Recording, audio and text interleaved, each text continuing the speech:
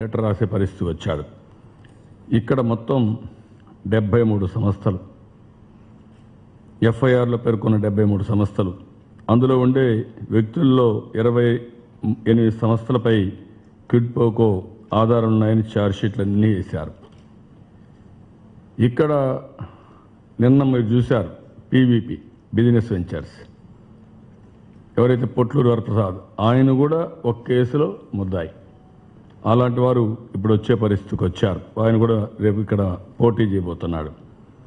ఇక్కడ నేను చెప్పింది ఏంటంటే మెయిన్గా ఈడీ జగన్ సంస్థలు Sandur power, Carmel Asia limited, classic reality, RR global, Saraswati power, Mantri developers, PVP ventures, Jubilee media సంస్థల కేసుల్లో క్విడ్ ప్రోకోకి ఆధారాలు లేవని సిబిఐ కోర్టులో 23/9/2013 RC number 19A 2011 CBI Hyderabad వేసిన మెమోలో సిబిఐ పేర్కొనడానికి తప్పుపడుతూ తమకు లభించిన ఆధారాలతో సిబిఐ సమగ్ర విచారం చేయాలని మళ్ళా లెటర్ రాశారు.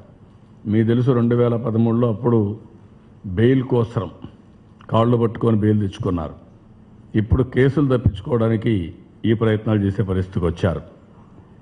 అదే మరిగా కోర్టులో సిబిఐ వేసిన మెమో గుర్తు చేస్తూ జగన్ సంస్థలు ఇతర ముద్దాయిలు ఎన్ఫోర్స్మెంట్ డైరెక్టరేట్ కేసులు ఓడించడానికి ప్రయత్నాలు చేస్తున్నారని ఆ లేఖలో చెప్తూ ఇమ్మీడియట్గా మీరు థరో ఎంక్వైరీ చేయాలని నరేంద్ర మోడీ గారి ఆధ్వర్యంలో ఉండే ఈడీకి, సిబిఐకి, ఈడీ సిబిఐకి రాశారు.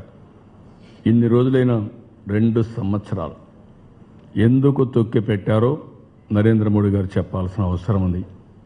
ఈరోజు మనం చూస్తున్నాం, 20 ఏళ్లకు ముందుండే కేసులు, 10 ఏళ్లకు ముందుండే కేసులు, తప్పుడు కేసులు పెట్టి టీఎంసీ పైన, సమాజ్వాదీ పార్టీ పైన, బీఎస్పీ పైన, అందరిపైన కేసులు ఎస్టాబ్లిష్ చేసి ఒంటి కాలు పైన దాడి చేసే నరేంద్ర మోడీ గారు దీనికి సమాధానం చెప్పవలసిన బాధ్యత ఆయన పైన ఉంది. నేను ఆ విషయం అడుగుతున్నా. అలాంటి కరుడుగట్టిన నేరస్తుని మీ ఆఫీసులో పెట్టుకొని మీడియా వాళ్ళు పోతే ఫోటో తీసుకోవాలంటే బయటకు వచ్చి వాళ్ళు గదమాయించి మీరు కన్నెర్ర చేశారంటే నేరస్తుల్ని ఏ విధంగా పిఎంఓ సాక్షాత్తు కాపాడుతున్నారో ఒక ఉదాహరణ మాత్రం మీకు కనపడలేదు. ఇవన్నీ ఇంత దుర్మార్గమైన నేరస్తులు పెట్టుకుంటే నేరస్తులకు అడ్డగా పిఎంఓ మారిపోయిన తర్వాత మీరు సమాధానం ఏం చెప్పగలుగుతారని అడుగుతున్నా. మీరు ఒక పక్క ఇదొక పెద్ద క్విడ్ పోకో, ఈ కేసుల వల్ల జగన్మోహన్ రెడ్డి మాట్లాడలేడు, ఈ కేసులు మీకు హ్యాండీగా దొరికాయి, మీరు జగన్మోహన్ రెడ్డి బ్లాక్మెయిల్ చేస్తారు, జగన్మోహన్ రెడ్డిని మీరు బ్లాక్మెయిల్ చేస్తారు, జగన్మోహన్ రెడ్డి మీకు సరెండర్ అవుతాడు.